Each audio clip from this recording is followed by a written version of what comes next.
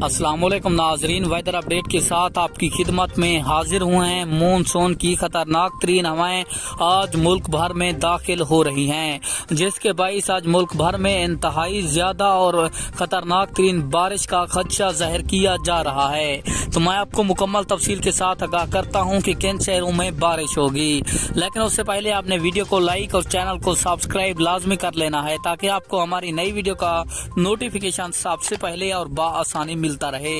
तो आपका कीमती वक्त जाया किए बगैर बढ़ते हैं वीडियो की जानिब। आपको बताते चलें, महकमा मौसमियात की शेयर करदा रिपोर्ट के मुताबिक मानसून की खतरनाक तरीन हवाएं आज सिंध में दाखिल हो रही हैं और पंजाब में भी ये हवाएं जल्द पहुंचने का इम्कान है। आपको बताते चलें, आज इंतहाई खतरनाक तरीन बारिश होगी। आज रात भी खतरनाक तरीन बारिश का खदशा जाहिर किया जा रहा है। नदी नालियों में तूफानी हो सकती है।